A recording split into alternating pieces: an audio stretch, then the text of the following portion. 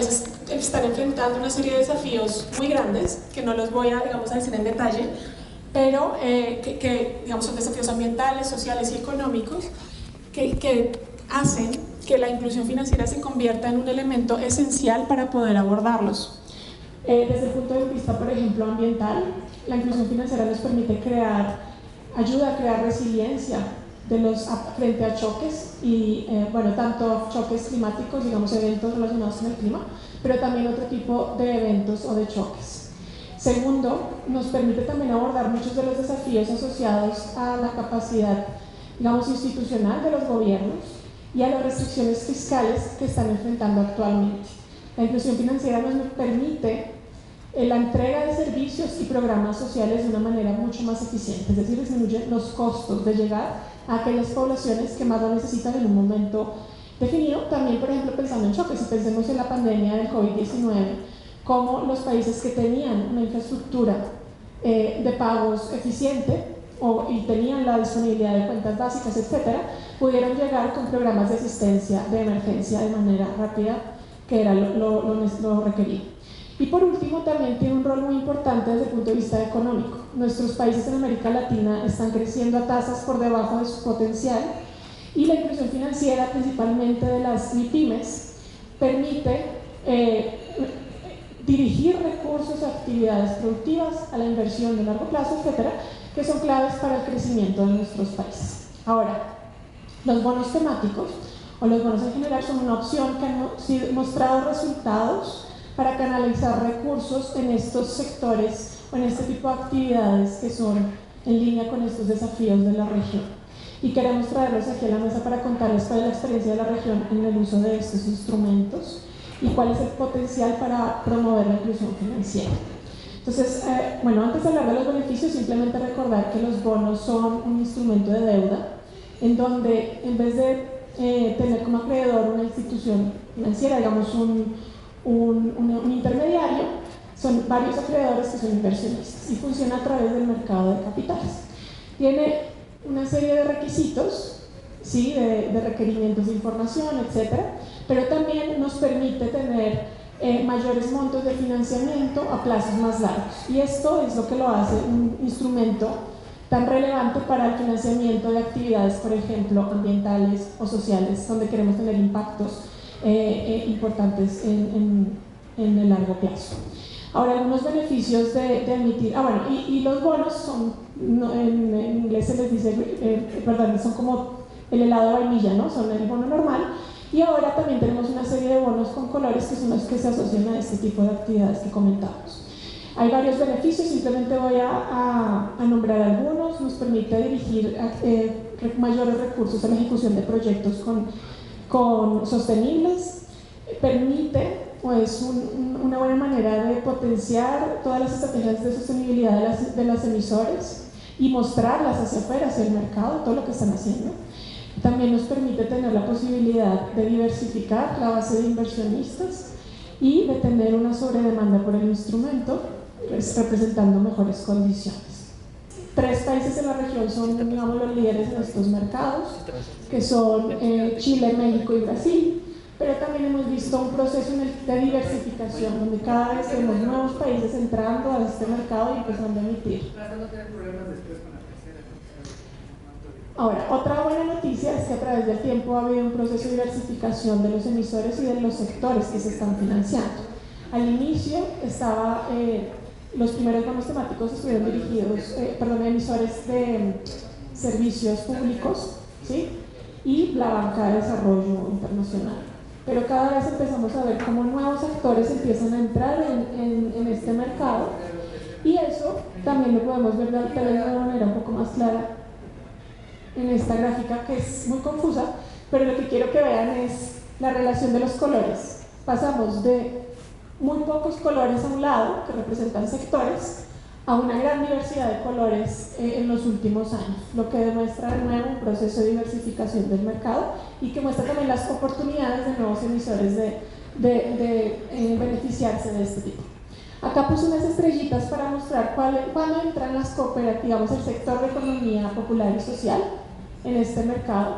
Si hay emisiones, y de hecho Ecuador tiene el gran honor de tener una emisión de una cooperativa que luego vamos a ver más adelante, pero que es de gran orgullo para el país.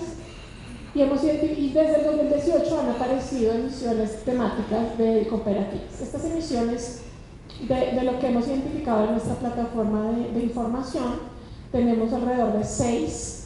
Ahora le sumaría una que se emitió en el 2023, serían 7 emisiones del sector popular y solidario. Y se han concentrado en países como Ecuador, con la cooperativa Chibuleo, varios en Chile y en el Perú. En todos los casos, excepto en la emisión del 2023, son bonos sociales, más o menos la mitad, enfocado específicamente en el tema de género, que vamos a empezar a ver ahora más claramente. Como les decía, tenemos varias emisiones, y acá quiero resaltar un tema que conversábamos con Jorge ahorita en el café y que ustedes lo saben mejor que yo, y es la importancia de identificar al sector de la economía popular y social, ¿no? Hay mucho potencial, claro, no para todos los tipos de entidades pueden entrar en el mercado de valores, pero hay un segmento que se puede beneficiar de este tipo de instrumentos y que ya se está dando cuenta y lo está empezando a realizar, ¿no? Y acá resaltar estos dos casos, el primer bono social de género de una cooperativa en el Ecuador, y felicito a la cooperativa Chibuleo que nos acompaña acá por este gran hito. Y también quiero resaltar otro bono en el Perú que fue apoyado por el grupo BID y que tuvo como inversionistas Anchor tanto al BID Invest, que es nuestra ala privada, y a un inversionista de un fondo internacional. Ahora, ¿qué actividades o qué activos pueden ser financiados con este bono? ¿Qué se puede llamar una actividad elegible para un bono temático? Hay dos grandes elementos que quiero resaltar acá. El primero es una alineación. Esa cuadrito azul que ven arriba es lo más importante. Lo que hace un bono temático es que está alineado con unos principios que definió la Asociación Internacional de Mercados de Capitales, ICMA. Hay unos documentos, todo esto es público, donde definen esos principios para los bonos verdes por un lado, para los bonos sociales por otro, para los bonos sostenibles y para los bonos atados vinculados a la sostenibilidad. Estos principios están definidos alrededor de 4 componentes, pero un poco lo que nos da es una estructura de pensar en identificar cuáles son las actividades elegibles, cuál va a ser el proceso de evaluación de los recursos dentro de la propia entidad, porque la entidad tiene que poder definir cuándo un activo sí es o no elegible, etc. Temas de reporte, entre otros. Ese es el básico. Y luego está la alineación con taxonomías. Y acá es donde quiero traer este tema. Se ha identificado, los mercados han identificado la necesidad de crear unos sistemas de clasificación para entender qué se puede catalogar realmente como verde, qué se puede catalogar realmente como social. En realidad ha estado más desarrollado para el primer caso, ¿no? Para el tema verde. Vamos a ver más en el siguiente. Bueno, acá solamente dar algunas actividades, entonces algunos ejemplos en los dos casos, porque luego voy a hablar un poquito sobre esto y contar que existen varias taxonomías disponibles para el tema verde. En la región tenemos, si no estoy mal, 8 países con taxonomías y hay 6 más en procesos de definición. También hay taxonomías internacionales y regionales que son utilizadas por los emisores para alinear sus actividades sus activos con estas actividades. Para el tema social es un poco más difícil la identificación de qué es o no qué es social. ¿Por qué? El tema verde es una discusión científica, ¿no? ¿Qué tipo de, qué actividad o qué tecnología te disminuye la huella de carbono, etcétera? ¿Qué se puede considerar una economía circular? Cuando hablamos de la parte social, depende mucho del contexto local. Y no hay una posición, digamos, universal de cuándo una actividad trae los beneficios que estamos buscando para las poblaciones objetivas. A pesar de esto, hay unos avances en la definición de estas taxonomías y en la región tenemos una primera taxonomía que incorpora el tema social específicamente con el tema de género, que es México. Y aparte está también el ejemplo de la Unión Europea, quien ha estado analizando la posibilidad de ampliar su taxonomía verde a una taxonomía social también, y que expidió un reporte, una segunda versión final, reporte final el año pasado, pero un poco todavía no se ha avanzado en el establecimiento de esta taxonomía desde el punto de vista regulatorio. ¿Por qué? Porque es un tema complejo. Lo que ellos han decidido es alinearse con los estándares, las convenciones internacionales, por ejemplo, desde el punto de vista de derechos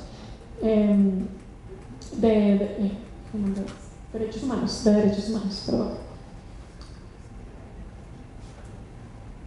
Acá una pequeña tabla resumen de algunas taxonomías que están hoy disponibles en el mercado y qué objetivos están abordando.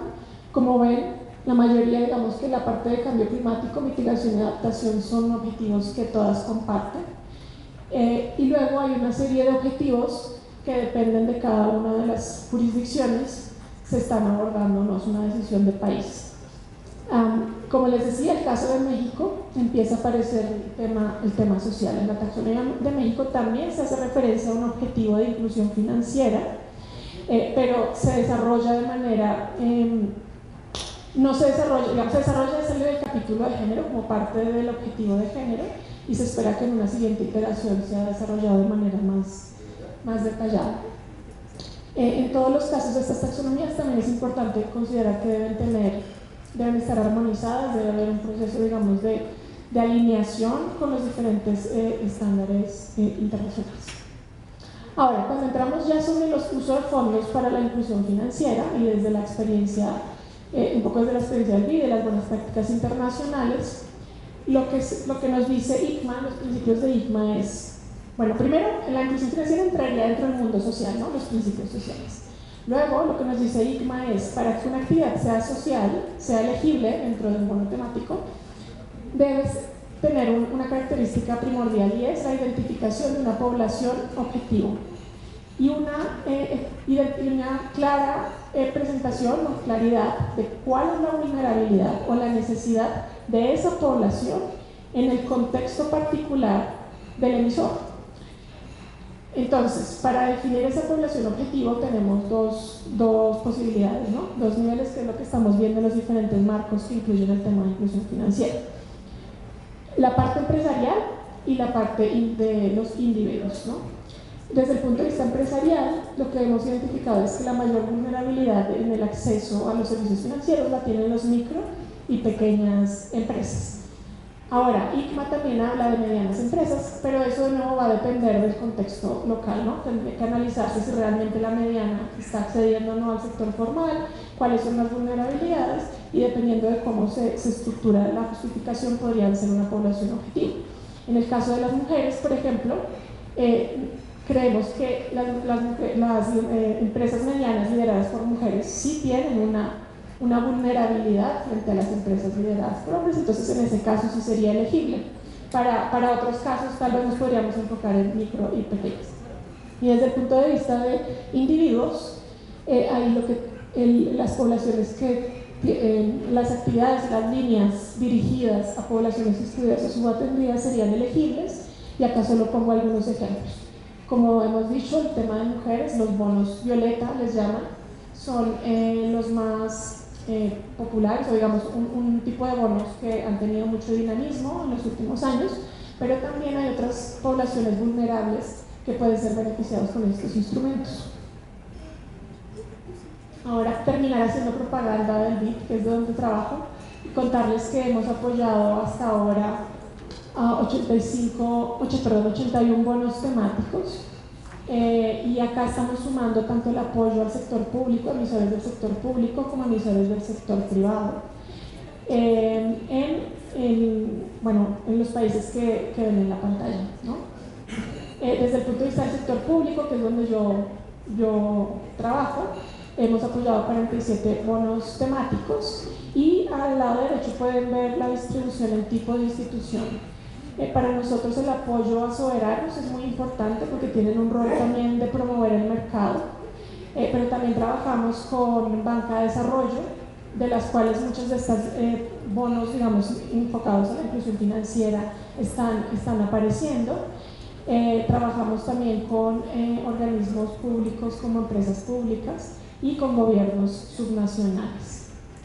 Toda esta información es pública y también tenemos una plataforma de información de los bonos en América Latina, que es de la cual saqué todos los datos, que se llama la plataforma de bonos temáticos del Banco del BID.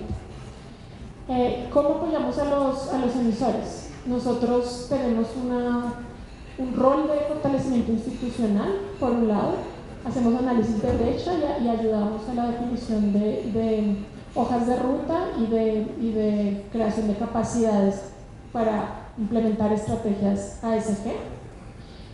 También apoyamos a los emisores en la estructuración del marco de referencia, que es un documento que se debe realizar para la emisión de un bono temático. O sea, el bono temático se emite igual que cualquier otro bono, pero tiene una serie de requerimientos adicionales, uno de los cuales es este documento del marco que les comentaba, que debe muestra un poco esa alineación con los principios y los estándares internacionales. En los casos en que es una primera emisión, damos apoyo para la estructuración financiera y legal de la emisión, porque nos damos cuenta que es importante también apoyar ese fortalecimiento en las instituciones por primera vez, y apoyamos la parte final del ciclo, ¿no? En temas también de reporte y post-emisión. Y con esto termina mi presentación y bueno, nada, agradecerles y ahora le doy la palabra a los compañeros panelistas. Muchas gracias.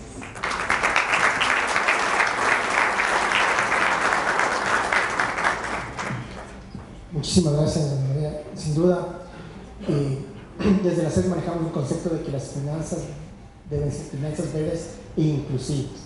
Y gracias por exponernos sobre toda la amplitud que viene el concepto de sostenibilidad, que es parte de los principios del cooperativismo que el sector tiene que manejar. Ahora vamos a dar la bienvenida a Belén Figueroa, en la cual vamos a hablar un poco de cómo cumplir este principio de educación, formación e información, de cómo cumplir estas alianzas estratégicas para dar educación financiera y sobre todo con perspectiva de género. Adelante, Belén. Buenos días, muchas gracias. Realmente es un placer y un privilegio poder compartir con ustedes el espacio de los panelistas y de los moderadores. Buenos días con todos. Yo vengo a compartir con ustedes un poco lo que ha venido haciendo la superintendencia y resaltar sobre todo la importancia que tienen las alianzas estratégicas en todo lo que hemos podido lograr y alcanzar en este tiempo, porque sin este instrumento de una alianza estratégica no hubiéramos hecho todo lo que hemos venido haciendo. Como estamos aquí, todas las entidades que conforman el sector y participantes del ecosistema de la economía popular y solidaria, quiero recordarles que para nosotros han sido muy importantes los principios que rigen a las entidades que forman parte de este sector. Estos principios nos han ayudado a motivarles, a empujarles a que se involucren en todas las estrategias que hemos venido desarrollando, y principalmente pues puedo resaltar los del interés por la comunidad, la cooperación entre cooperativas, la educación a los miembros y socios de las cooperativas, la búsqueda del buen vivir y sobre todo también la equidad de género. Si no tuviéramos que cumplir estos principios, pues estaríamos un poco más lejos de donde estamos ahora. La superintendencia, como ustedes conocen, se ha fijado tres ejes transversales estratégicos, y el pilar muy importante es la inclusión financiera, en donde hemos trabajado mucho desde la perspectiva de género y la educación financiera, conscientes de que estos dos aspectos pues nos permiten alinear los objetivos de desarrollo sostenible con los principios del cooperativismo y buscar pues el mejor desarrollo del país y de la sociedad. La superintendencia desde el año 2018 empezó a hacer una serie de cambios en su ADN para poder introducir la inclusión financiera en todo lo que viene desarrollando. Para ello, la asistencia técnica internacional y de organismos del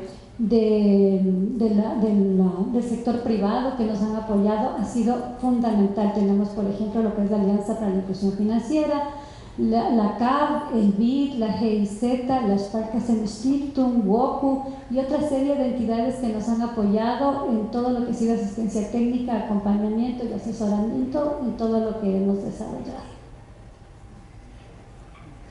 Comenzamos con la emisión de la norma de control sobre los principios y lineamientos de educación financiera, que las entidades que se encuentran aquí presentes ya están muy familiarizadas, está en vigencia desde el año 2020.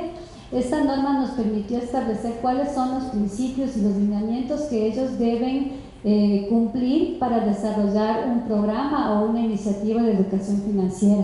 Se establecieron fases y pasos a seguir que son muy importantes, reconociendo pues que el hacer educación financiera para una entidad no es solamente esto de imprimir quizás un tríptico, entregarlo y decir repartí 1 millón de trípticos y ya hice educación financiera. Nuestra norma va mucho más allá y comienza desde una fase de planificación en la que las entidades, reconociéndose su propia naturaleza, que como ustedes conocen tenemos una grandísima diversidad en tamaño, en conformación, en ubicación geográfica, es un sector muy rico en diversidad. Entonces el objetivo es que se conozcan primero a sí mismos, sepan de quiénes están conformados, cuáles son sus necesidades, en qué tiempo de su vida financiera se encuentran. No es lo mismo hablar de un endeudamiento para un joven de 18 años que está involucrándose por primera vez con una cooperativa que con una persona quizás de la tercera edad o con una persona que se dedica a la agricultura, como un microempresario. Entonces, lo importante que es para la cooperativa conocer a sus socios, de quién está conformada y cuáles son sus necesidades para poder planificar estos programas de iniciativas de educación financiera. Luego viene el seguimiento, que comienza con el involucramiento desde los miembros de su consejo de administración. Los miembros son participantes de vigilar lo que está pasando dentro de la cooperativa, cuáles son las necesidades de estos socios y tienen que hacer un seguimiento y una evaluación de los programas e iniciativas que se vayan implementando.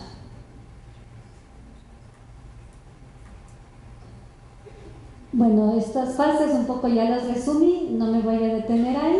Parte de la educación financiera para nosotros es fundamental enfocarnos en una población que es la que va a alimentar en el futuro a las mismas entidades y son los niños y los jóvenes del Ecuador. Por eso desde el año 2021 la superintendencia se enfocó en este sector de la población y se registró ante la OCDE, este organismo internacional dedicado al desarrollo económico, porque tiene un área muy importante en lo que es educación financiera. Se registró como coordinador nacional para organizar la Global Money Week o Semana Mundial del Dinero aquí en el Ecuador. Desde allí nosotros empezamos también con y vuelvo a resaltar la importancia de las alianzas estratégicas, porque sin ellos no hubiéramos podido alcanzar los resultados que ya los presentó la doctora Margarita Hernández en la mañana. Empezamos con asistencia técnica y asesoría desde la elaboración de los materiales, el trabajar con el Ministerio de Educación para coordinar con todas las unidades educativas que fueron beneficiarias de esta campaña. Todos los participantes, muchos de ustedes han sido participantes de esta campaña de educación financiera aquí en el país, y todas las entidades financieras públicas, privadas, fundaciones, corporaciones que se unieron, sin esas alianzas no hubiéramos llegado a los resultados que obtuvimos.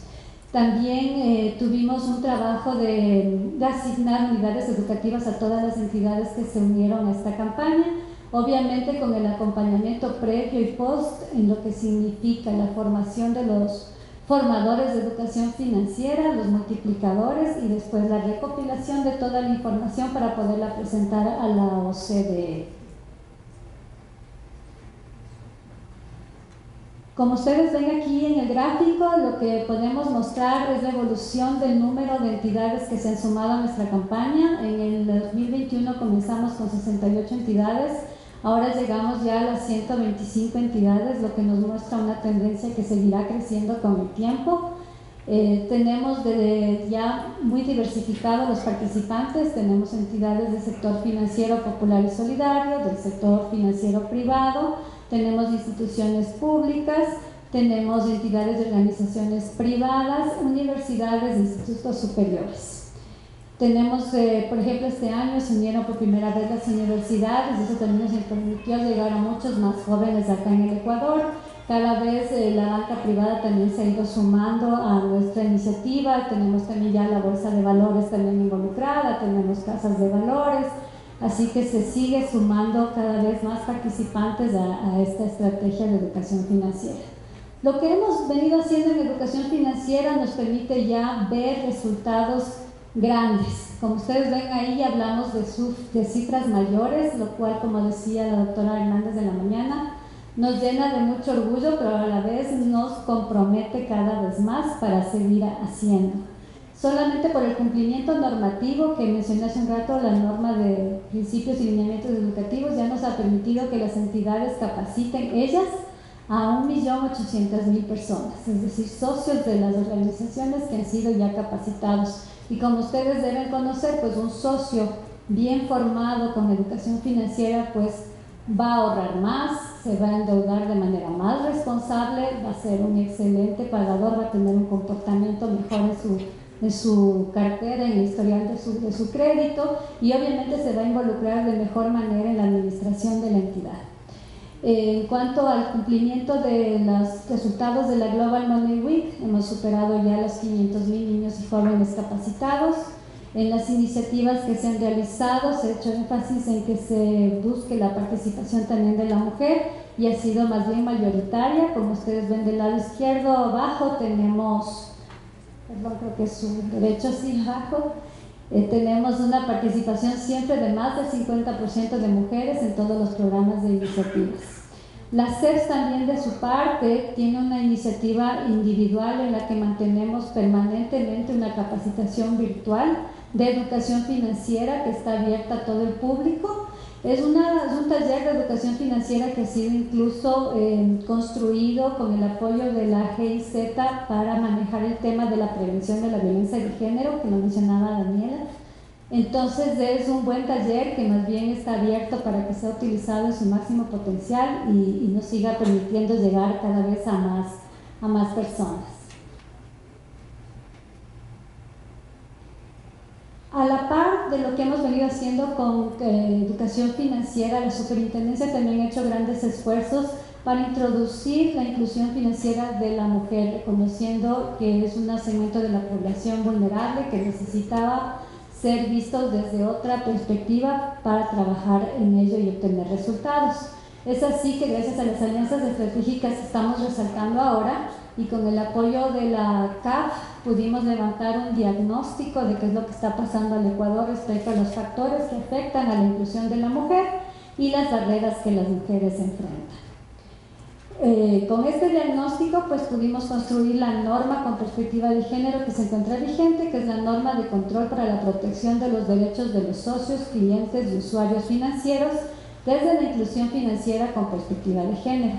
Esta norma tiene varios temas, principalmente hablamos de participación igualitaria, evaluación y monitoreo de los programas de inclusión financiera por género, desarrollo de productos financieros dirigidos a la mujer, oportunidades igualitarias de acceso al crédito, transparencia y representación de género. Esta norma también ha impulsado a las entidades a que busquen la construcción de nuevos productos y, por ejemplo, ahí tenemos el caso de la cooperativa que mencionaste respecto a los bonos de género, que le permitió tener una línea específica para financiar a mujeres en el sector rural.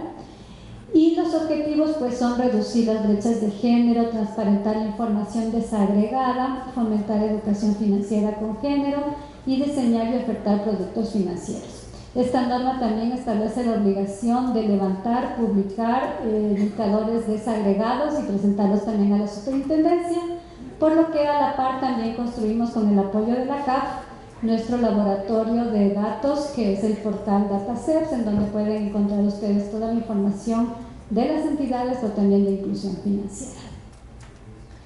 También trabajamos con el apoyo de la Alianza para la Inclusión Financiera en la construcción de una hoja de ruta para la inclusión financiera de la mujer. Esto fue habiéndose levantado una evaluación y diagnóstico del marco regulatorio que está vigente en el Ecuador y qué es lo que hay que hacer desde la perspectiva de las diferentes áreas de política en las que se enfoca la Estrategia Nacional de Inclusión Financiera que está por emitirse, y entregamos este documento a la Junta de Regulación Financiera para que les sirva de insumo en lo que está trabajando para la emisión de esta estrategia nacional. Finalmente los resultados pues ya se ven de todo lo que hemos venido haciendo. Ha aumentado el número de socias mujeres en las entidades que nosotros supervisamos. La participación de las mujeres en los cargos directivos de los consejos o a nivel gerencial también ha aumentado en el sector. También vemos que hay mujeres que ahorran más en el sector y a la vez también el nivel de endeudamiento también ha mejorado en cuanto al acceso a la cartera por el lado de las mujeres. Como ustedes ven, son acciones que sumadas en conjunto nos llevan a hablar ya de las finanzas sostenibles e inclusivas, involucrando la perspectiva de género con la educación financiera y las finanzas verdes. Esto nos ha permitido ser como superintendencia, haber sido reconocidos de parte de AFI como embajadores de género, por parte de AFI también por el esfuerzo hecho en inclusión financiera de los jóvenes, por la OCDE, por la organización y los resultados obtenidos en la Global Money Week y por el BID en lo que ha significado el liderazgo en la implementación de la norma de administración de riesgos ambientales y sociales para el sector. Continuando con lo que se viene, la superintendencia, una vez más, apoyada en estas alianzas estratégicas, estamos trabajando en nuevos proyectos para introducir el tema de la perspectiva de género en el diseño y desarrollo de productos para que las entidades puedan tener una guía de cómo trabajar por ahí y además enriquecer las normas ya vigentes de educación financiera y de buen gobierno con una perspectiva de género también. Continuaremos con nuestro compromiso de trabajar con la Junta en la emisión de la Estrategia Nacional de Inclusión Financiera y estamos trabajando fuertemente también en la Estrategia Nacional de Educación Financiera. Es así el compromiso de la superintendencia y hacia allá pues vamos. Creo que eso es lo que quería presentarles. Muchas gracias.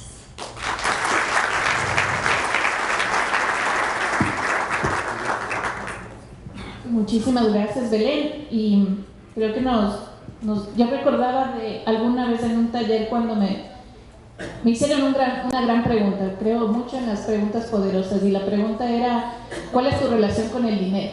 Y creo que la educación financiera ayuda a ese camino, pero la que te remueve es cada uno de nosotros, los jóvenes, los no tan jóvenes, los adultos mayores, cómo nos estamos relacionando con el dinero. Y ahora tengo el gusto de presentar a Viviana Maldonado, quien nos va a hablar sobre la inclusión financiera de mujeres en la economía digital. Bienvenida, Viviana. Muchas gracias, Daniela, y también Jorge, y es un gusto también compartir con las colegas este panel.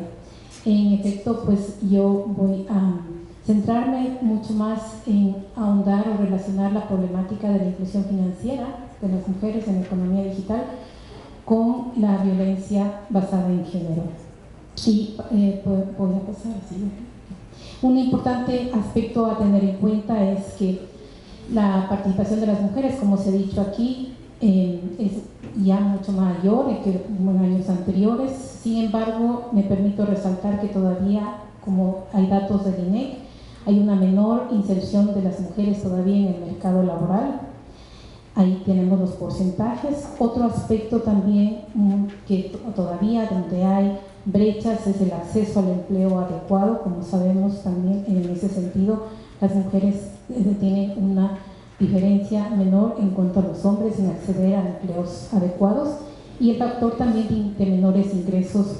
El promedio nacional a nivel del Ecuador es todavía del 15% por debajo de los hombres. Entonces esto está relacionado con los productos financieros también en los que acceden las mujeres, y una de las principales barreras, además de las que ya se han señalado aquí, como los sesgos de género, el acceso al crédito y todo lo que se ha también trabajado desde la Superintendencia de Economía Popular y Solidaria, un aspecto persistente o fundamental es que las normas sociales, los sesgos y los prejuicios de género son persistentes, y esos son los que tienen más peso para la inclusión financiera de las mujeres y por supuesto también para la economía digital o todos los accesos a las tecnologías. Y esto es lo que voy a ahondar porque generalmente no se ve y no se visualiza de manera muy profunda, y es un aspecto que generalmente pasa desapercibido porque los costos de la violencia contra las mujeres son efectivamente no visualizados como tal. Como decía, en América Latina, el Caribe, las mujeres emprendedoras, empresarias, tienen múltiples factores que inciden de manera negativa en esta inclusión financiera y sobre todo para incluirse en los mercados nacionales e internacionales. Un estudio que hicimos desde la GIZ con la Universidad San Martín de Porres en el año 2020 sobre los costos de la violencia contra las mujeres en los microemprendimientos señalan que de cada 10 mujeres dueñas de emprendimientos en el Ecuador, 5 han sido agredidas o violentadas al menos una vez por su pareja o expareja.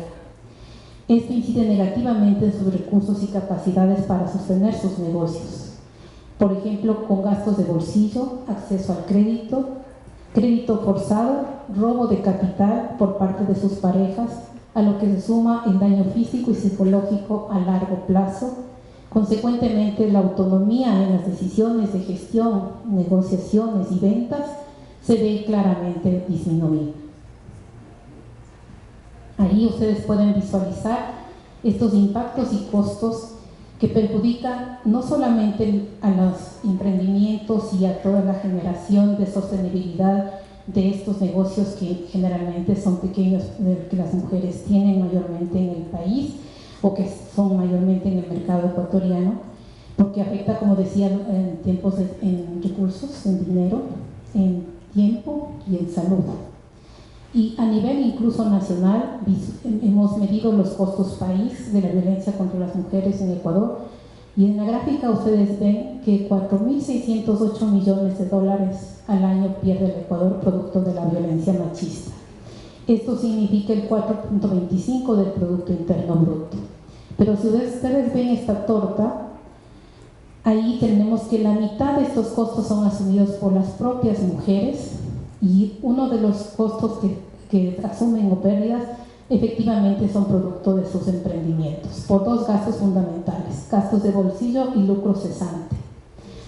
Y esto es importante también tener en cuenta cuando estamos hablando de inclusión financiera con un enfoque de género, que no estamos hablando solamente de inclusión de las mujeres, sino atacar las verdaderas causas de la inequidad, de la subordinación y de la estructura que vive el Ecuador, que es básicamente patriarcal.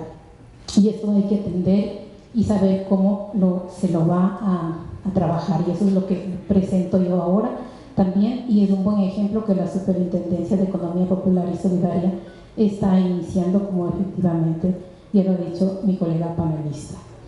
Otro sector que asume estos costos en un casi 40% es el sector privado. Las empresas medianas y grandes asumen estos costos, y ustedes se preguntarán cómo. Efectivamente, por ausentismo, rotación, fluctuación y por supuesto presentismo, que es estar presente en el trabajo pero no producir, de tanto los trabajadores agresores como de las mujeres afectadas, y también de quien atestigua la violencia machista, producto de la violencia de pareja. Esto es lo que hemos medido básicamente. Y apenas un 11% son costos que asume el gobierno, y básicamente en costos que tienen que ver con cuestiones de atención y servicios. Apenas el 1% del presupuesto del Estado se destina a prevenir esta pandemia. Entonces, esto, como les decía, disminuye sus capacidades productivas de las mujeres, hablando con resultados negativos como la descapitalización. 214 millones de dólares se pierden en ventas de los microemprendimientos liderados por mujeres. Esto también es importante tener en cuenta, porque cuando uno piensa que el empoderamiento de las mujeres, el acceso al crédito es importantísimo, sí lo es, pero que también hay que atacar el backlash. ¿Qué significa el backlash? Significa que se espera que al menos en el inicio aumente la violencia contra las mujeres, efectivamente porque irrumpe en esta patrón patriarcal y sus parejas se ven amenazadas en sus roles tradicionales, y por eso hay que trabajar fuertemente para no solamente incluir educación financiera para las mujeres, sino también cómo lograr su autonomía, su posibilidad de tomar decisiones sobre su cuerpo, su vida y por supuesto sus negocios y su dinero. Si eso no se ataca, estamos también en un círculo que no necesariamente está fortaleciendo el desarrollo de lo que estamos convocados aquí, la inclusión financiera y la economía digital de las mujeres. Entonces, si bien no soy experto conocedora del tema financiero y de la economía digital, voy a tratar de vincular estas dos temáticas de manera, como ya les había mencionado, integral, para que incluso las cooperativas y todas las políticas tengan en cuenta este aspecto. En América Latina, ahí están los datos, 30% del personal que trabaja en empresas fintech son mujeres, eso es la fuente de CAF. Alrededor de un tercio de las empresas fintech en la región tienen una mujer fundadora, y eso también es importante porque también permiten que más mujeres ingresen en este tipo de plataformas. México, Colombia y Brasil son las que mayor número de fintech tienen de mujeres fundadoras en América Latina. Y por supuesto, como les decía, falta la incorporación del enfoque de derechos de las mujeres, esto es importantísimo, y la comprensión de los impactos de la violencia basada en género, especialmente las que ya mencioné. Esto es una diapositiva solamente rápida, visual, sobre la cual no me quiero detener porque ya les mostré los impactos que tiene. Simplemente es una información preliminar de mujeres emprendedoras que realizaron un curso con impacto y el Banco Procredit que apoyó la GIZ, y se puede ver la incidencia negativa que ya les había mencionado, sobre todo en la gestión del crédito por parte de las mujeres. Y en esta gráfica se puede ver que claramente la apropiación del dinero del crédito por parte de sus parejas o el mal uso es todavía un factor que incide negativamente, pero esto significa que hay que apoyar mucho más a las mujeres para que logren una autonomía plena, la capacidad de decisión, como había mencionado, y eso es importantísimo que se incluya en todo lo que significa el trabajo de desarrollo pleno de la sostenibilidad, y sobre todo de lo que están haciendo ustedes desde la gestión incluso de crédito, porque si no incorporamos este factor, entonces estamos simplemente haciendo que los emprendimientos, que generalmente son de sobrevivencia o supervivencia, se mantengan como tal, no crezcan y tampoco se desarrollen si todavía persiste esta situación en el Ecuador. Algunos aspectos positivos: en realidad es importante saber que si tenemos una visión más integral, y ese es el desafío que se propone, pese a esta incidencia, lo más importante es que si estas plataformas digitales o todo este acceso a la economía digital y a la posibilidad incluso de una mayor inclusión financiera de las mujeres, si esto estuviera muy ligado a lo que hablo en el segundo punto sobre políticas de educación financiera y derechos para una autonomía plena, en realidad se va a fortalecer lo que ya está por sí misma pensada esta forma de inclusión financiera de las mujeres, que ya se lo presentó como el medio formal de pagos. Eso es importantísimo, y transferencias, por ejemplo. Esto es algo muy positivo que ha permitido la inclusión financiera en la economía digital, porque ya cuentas de ahorros y billeteras, por ejemplo, digitales, que muchas mujeres no la tienen, porque a pesar de que se ha abierto la banca para las mujeres, todavía no es un gran porcentaje. Entonces, con estas plataformas han accedido por lo menos a un registro ya más formal de sus actividades e ingresos laborales. Y por supuesto también hay una información para la evaluación crediticia, para otorgarles financiamiento, y es una fuente también importante de inclusión financiera, que a veces no acceden a los bancos o a las cooperativas porque tienen mucho más restricciones las mujeres. Entonces, en este caso, han accedido también con este tipo de plataformas. Para finalizar, entonces, hay algunos aspectos a tener en cuenta. Lo más importante: se requiere elevar la confianza de las mujeres en cuanto al uso de instrumentos financieros, eso lo dice también el BID. Las plataformas, como dije, tienen un efecto de formalización, que eso se valora mucho, y lo que induce también a la inclusión financiera. Sin embargo, plataformas como Gig, por ejemplo, que conectan trabajadores y trabajadoras autónomos con clientes, por ejemplo, para servicios domésticos, o tal vez ustedes conocen igual algunas de estas plataformas. La parte negativa es que no cuentan con beneficios de salud, protección social, lo que haría más precaria su labor. Este es un aspecto que hay que analizar muy bien. servicios financieros digitales o no, también, como dije, deben estar acompañados de políticas públicas en mejorar el acceso de financiamiento para corregir las fallas del mercado, ya que todavía hay una información asimétrica, no se atiende igual a las clientes hombres que a las clientes mujeres, no se les da el mismo tipo de información, hay todos unos sesgos y normas sociales que son culturales y que por más que haya leyes o por más que haya normas en las cooperativas, eso realmente no garantiza que en realidad se vea todavía la situación o se analice desde esos sesgos culturales. Y la violencia, como les decía, contra las mujeres en el emprendimiento es un enemigo silencioso.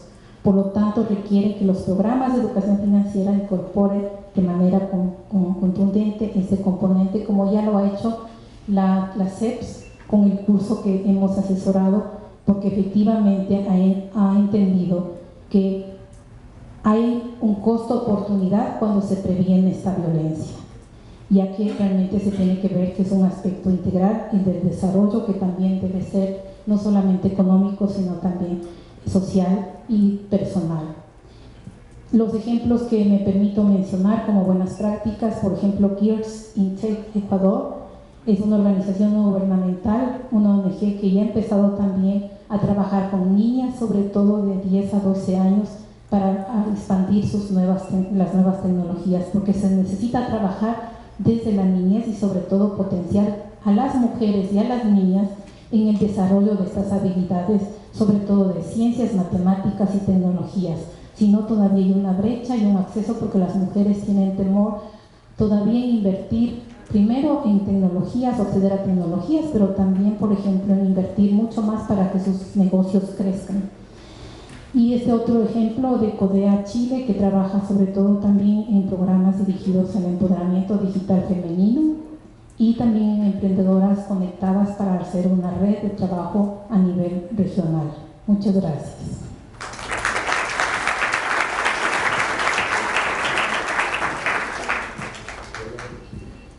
Bien, muchísimas gracias, Liliana. Sin duda has tocado un tema interesantísimo en la cual vemos la conexión de inclusión financiera para poder reducir la violencia de género a través del empoderamiento que necesitan las mujeres, sobre todo para esas decisiones autónomas, económicas.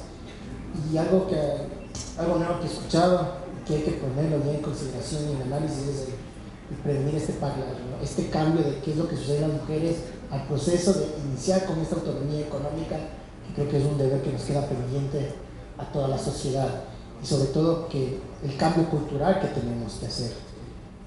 Queremos ir por el lado ya del conversatorio, de las preguntas, y queremos primero iniciar por el tema de las finanzas sostenibles.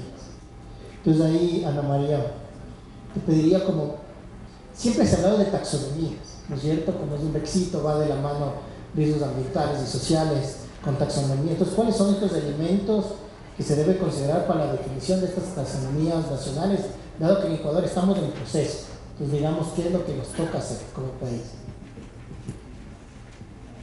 Gracias. Creo que el primer elemento y lo más fundamental es crear un acuerdo de país, como lo terminó tu pregunta, ¿no? Para la definición de este tipo de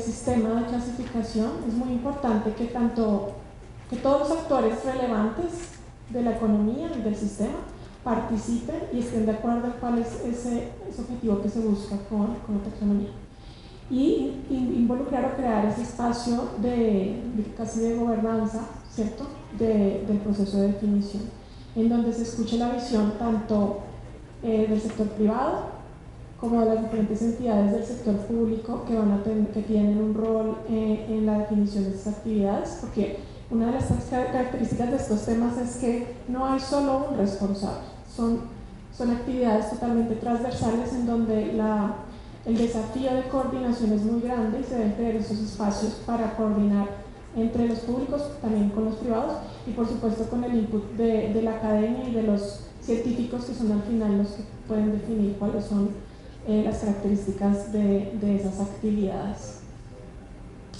Otro tema importante, otro elemento que quisiera resaltar es la importancia de considerar el abanico de estándares y de principios que ya existen en el mercado y la importancia de que cualquier cosa que se desarrolle debe estar hecha de una manera armonizada con las definiciones internacionales que ya existen y que son ampliamente aceptadas, con los estándares del mercado y con lo que está ocurriendo en otros países de la región. Entonces, de nuevo, esta visión de coordinar, no solamente entre instituciones, sino también entre los instrumentos que ya existen en el mercado y que están mostrando resultados, como hemos visto en la presentación. Gracias.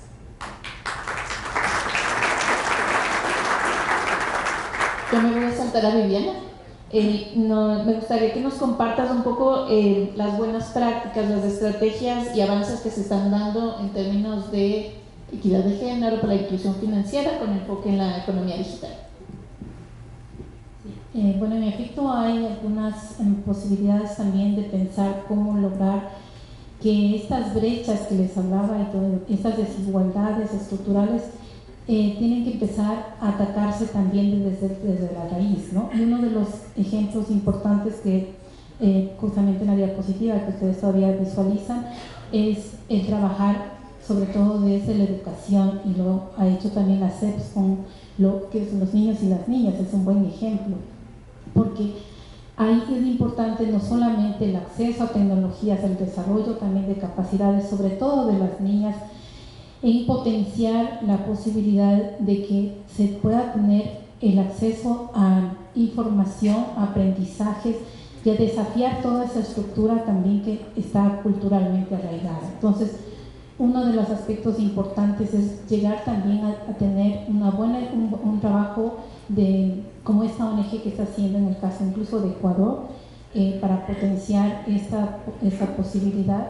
Y otra que yo me permito también señalar es que hay que tener en cuenta que las plataformas digitales o de economía digital tienen que incluir, por ejemplo, todo el aspecto de ir más allá de los servicios que dan. Los servicios, por ejemplo, están muy enfocadas las mujeres en guarderías, en servicios de domésticos, todavía hostelerías. Esos son los asuntos mucho menos, que tienen menos ingresos, no están valorados, por lo tanto hay que potenciar hacia que las mujeres tengan emprendimientos que son realmente mucho más allá de esta típica visión de los roles tradicionales. Y hay que lograr que, si bien se apoya a los emprendimientos pequeños, definitivamente tienen que crecer, porque así no haya violencia machista, y ya los propios emprendimientos por sí mismos tienden a tener un fracaso y a descapitalizarse producto de una serie de aspectos. Y si hay violencia producto de la pareja, entonces eso aumenta mucho más la posibilidad de descapitalización. Por lo tanto, yo diría ahí que, a pesar de que todavía no hay una buena práctica, creo que por lo menos un primer paso fundamental lo está haciendo la CEPS, y haber puesto como parte incluso de aprobar el curso de inclusión financiera, pasar por el módulo de prevención de violencia contra las mujeres. Muchísimas gracias. Voy con Belén, porque hemos estado hablando de educación financiera, ¿no es cierto? Y hay un tema que topaste, y es jóvenes. El sector, digamos, la mayoría de sus socios están en adultos mayores. Entonces, ¿qué iniciativas puede tener el sector para atraer a estos jóvenes y darles acceso y uso de servicios financieros a los jóvenes, a los niños y jóvenes? Gracias, Jorge. Efectivamente, es un segmento de la población a las que las cooperativas tienen que enfocarse, toda vez que es el futuro, pues, del sistema financiero. Hemos trabajado fuertemente en la Global Money Week, y más bien es el momento para insistirles, comprometerles en el compromiso de que se unan en la siguiente campaña. Desde la superintendencia somos cada vez más ambiciosos, y ustedes esperarán que si tuvimos 400,000 este año, el próximo lo queremos, pues, si no es posible, duplicar o triplicar. Es básico, fundamentalmente. Ya tenemos 3 años de vigencia de la norma de educación. Es el momento de que cada entidad se autoanalice, se autoevalúe, vea qué resultados ha tenido, si es necesario redirigir estos programas o iniciativas para volver a identificar un camino hacia donde se necesita, y sobre todo enfocarse, como les digo, en esto, ¿no? Niños y jóvenes que van a ser sus futuros socios. Un niño educado desde pequeño, que no solamente tiene el banco, tiene otras opciones también para ahorrar, para endeudarse, para invertir, pues va a generarles a ustedes mismos una fortaleza en los futuros socios que van a estar con ustedes. Eso sería de nuestra parte. Muchísimas gracias. Sin duda, en el panel que acabamos de presentar, hemos visto el rol o la importancia de las finanzas verdes inclusivas con perspectiva de género. Hemos conocido, Ana María nos ha comentado la manera de financiamiento a través de los bonos temáticos, cómo esto ha ido en crecimiento y sobre todo cómo va atada a los ODS, ¿no? A los cumplimientos. Y lo interesante es que los ODS están conectados con nuestros principios de la economía popular y solidaria. Luego vimos cómo la educación financiera permite estos procesos a través de sesiones estratégicas, entre otros, llegar a las personas donde no recibían educación financiera, cómo más mujeres se han involucrado en las tomas de decisiones de sus cooperativas, cómo ahora tienen más acceso a servicios financieros a través de esta coordinación estratégica entre el sector público, privado, organismos internacionales. Y hemos terminado con la presentación de Viviana, en la cual nos indica la fortaleza o la bondad o el círculo virtuoso que tiene la inclusión financiera para la toma de decisiones de las mujeres, prevenir la violencia de género, crecer en el Producto Interno Bruto, porque nos decía que esto sube 4.5 puntos de PIB. Entonces, es algo que lo tenemos que hacer. Y lo venimos trabajando en los últimos 5 años, y esto resultó es gracias al sector, gracias a la coordinación con los organismos internacionales, como BID, CAF, AFI, y la participación del sector privado como impacto en los temas de educación financiera y en el desarrollo del empoderamiento de la mujer. Entonces, demos un fuerte aplauso a